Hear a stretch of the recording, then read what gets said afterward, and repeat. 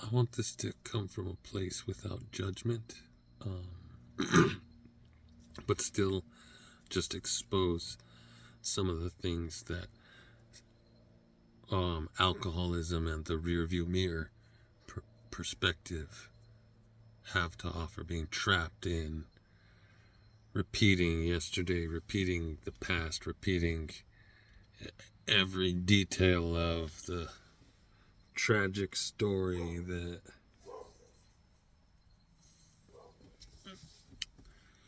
provides the reasons for the predicaments that we find ourselves in when we're tossing blame around.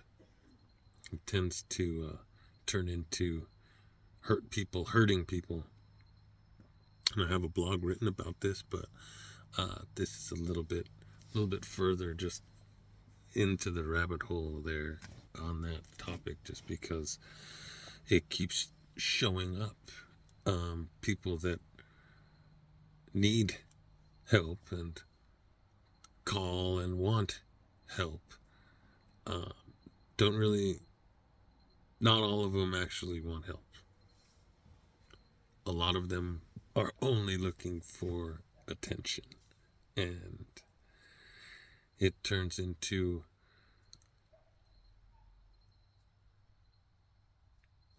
what energy we're bringing to the table. And while they're inebriated, while you're inebriated, it's hard for you to hear the words that I'm saying. The next day, everything that went in and out the windows of our ears.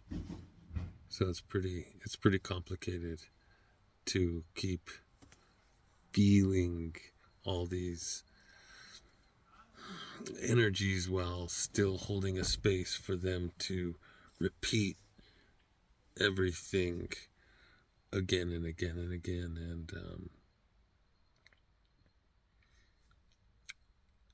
And never hear any of the solid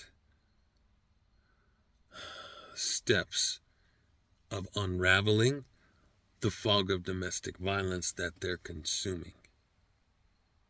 Because let's not get it twisted around. When we're following one another's thought processes, your body vibrates at a certain rate. Our thoughts dictate the way we feel, the chemistry that is created inside our bloodstreams,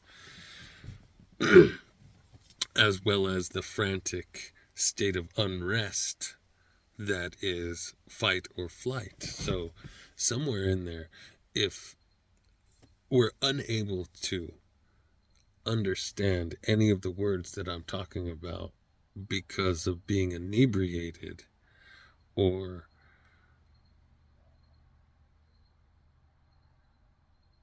whatever the case may be, whatever other reasons, because we are dealing with the residual image. We are talking about our ego, and approaching the ego from the front door typically never works.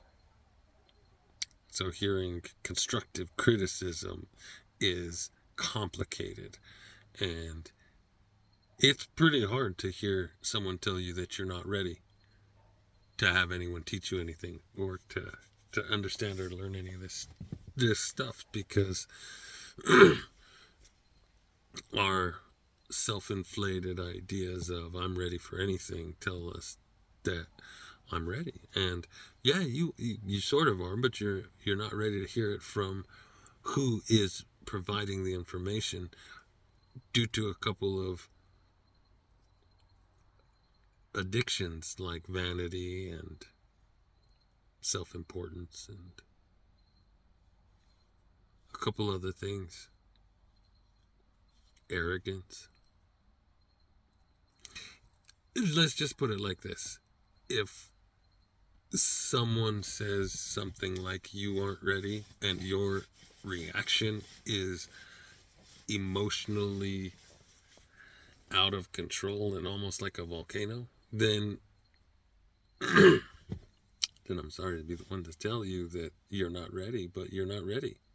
You're not ready to put down what you're clinging to. You're not ready to let go and surrender. You're not ready for the softness.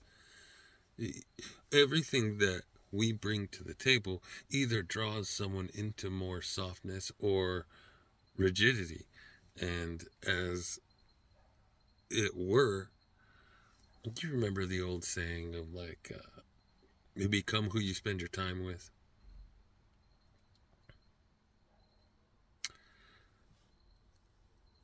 That goes pretty far. Sorry for the itch, the tickle.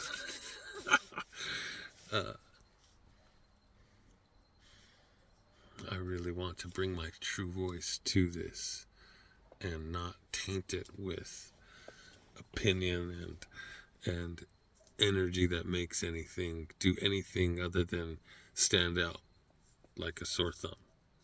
And even then, I hope that doesn't complicate your ability to navigate your relationships with individuals who are tripping over themselves and lost inside of repeating everything about the traumatic memories that did and did not happen the way that they're being portrayed. If your brain, if your body is going into fight or flight about any memory, then you're remembering it incorrectly, and it's the subconscious trying to get your attention in a way that allows you to heal from that trauma, from that bookmark along the time of your life, the timeline of your experience. So just, not to be cool, cold, crude, mean, or anything, but just be aware and try to take your time with individuals who are lost in just repeating themselves, either which way, because we can be very positive and just be trapped in repeating everything, and that's basically the subconscious program that's making anything work out for anyone anyway. But oftentimes, I'm definitely pointing towards less fortunate individuals that are trapped in closing themselves off to opportunities, claiming that our body hurts so much that we can't get a regular job, that our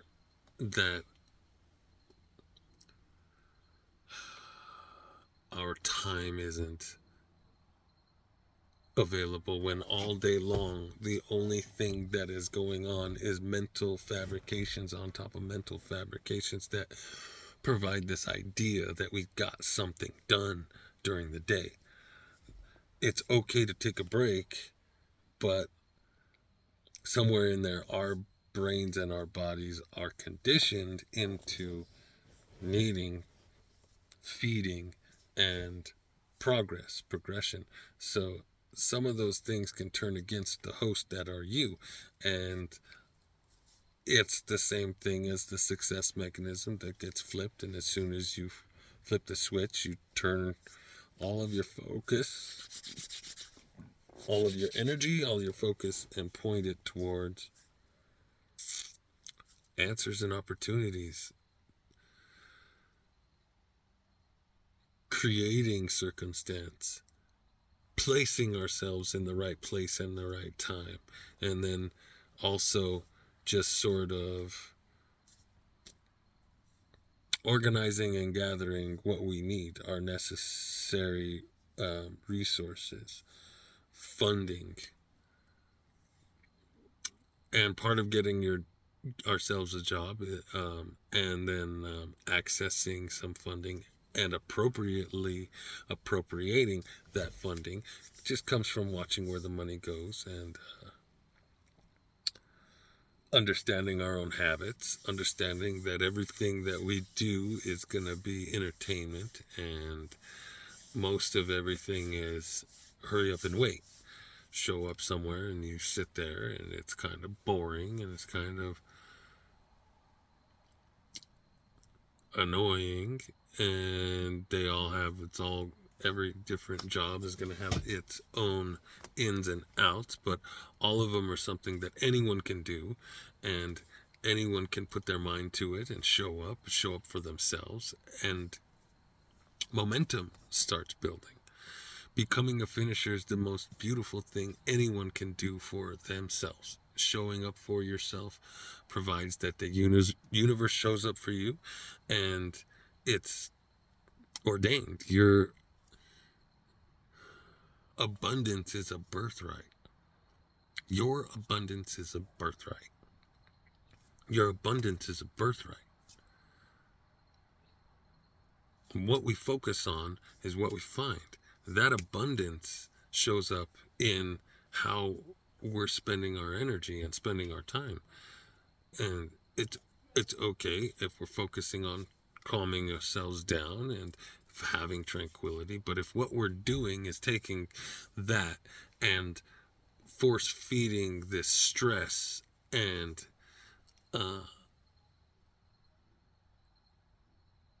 tension on top of that tranquility, then sure, that's part of the process. Because if as soon as you start opening up to transformation, that will be an old pattern of stressing yourself in order to create a diamond that you are, because you're already a diamond.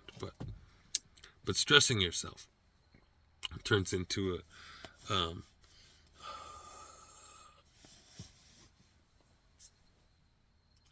a way of testing yourself. Just like in school there were tests and quizzes and things, little stressors show up no matter what, just because we expect and need something to do.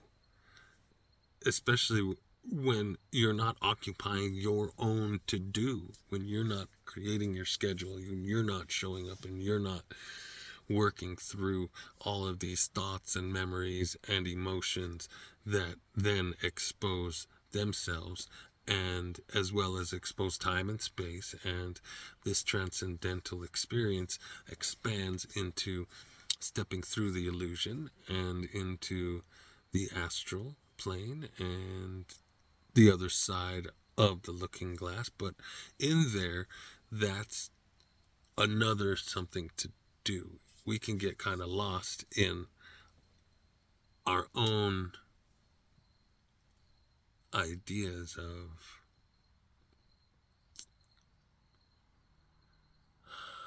grandeur. Let's say that.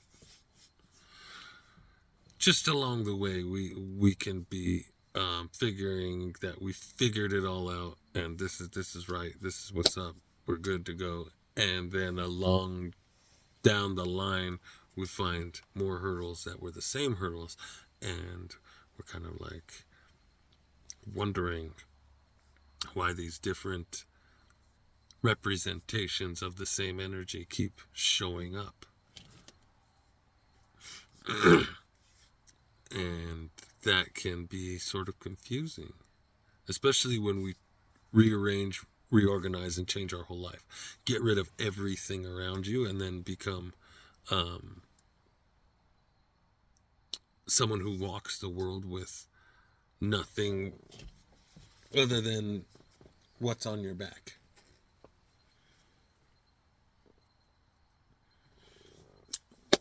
That's beautiful, but complicated and hard in its own ways. Somewhere in there, like,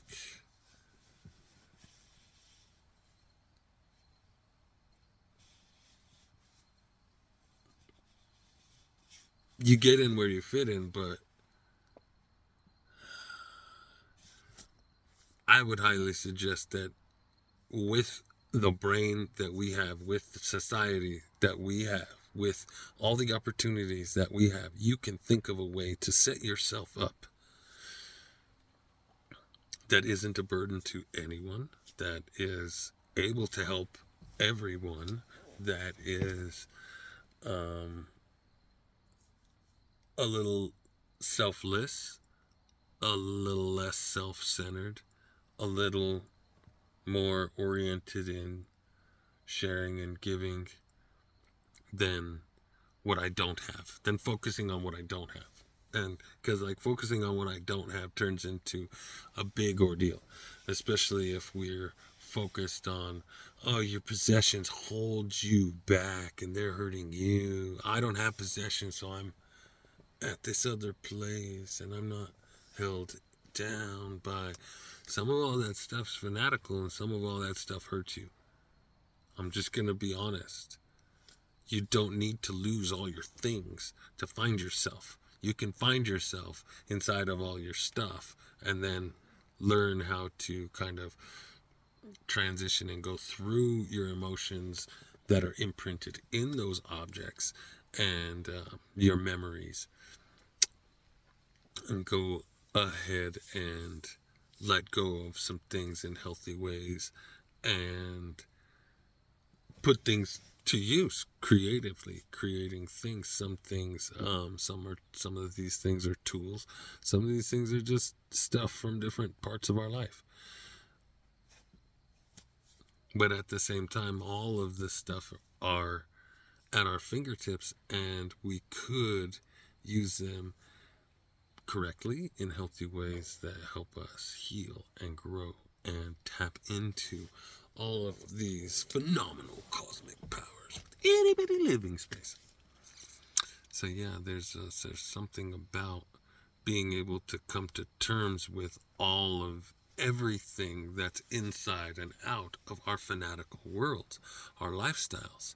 Something to do with all of this. And how to put it all down and just be able to do nothing while everything you've started is set in motion. Everything you're working on is what you're focusing on, and it's time to cultivate energy, calm down, cool it on back, and then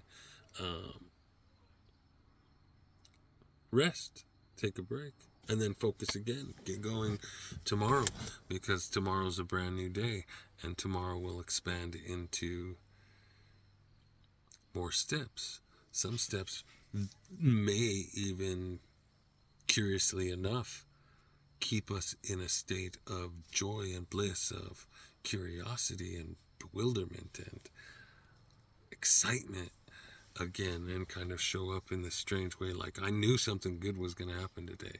I just didn't know what.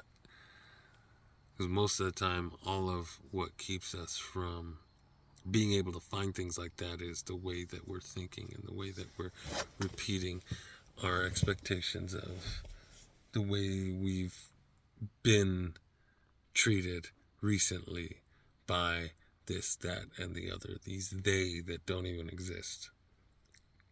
Some happenings that unfolded in ways that we were pointing towards us getting the blunt end of the stick. It's just not built like that. The world doesn't unfold like that. It may seem like it does sometimes, but it's not. It's not out to get you. Everything is in motion for you. Praise the Lord. And sometimes that's your affirmation that you need to repeat over and over and over and over and over and over for days on end. There's a couple of them that you should get into for as long as it takes. We all need to stand guard at the doorways of our mind, or else anybody gets in there. Tending to the garden of your mind is your business and your job, or else weeds are automatic.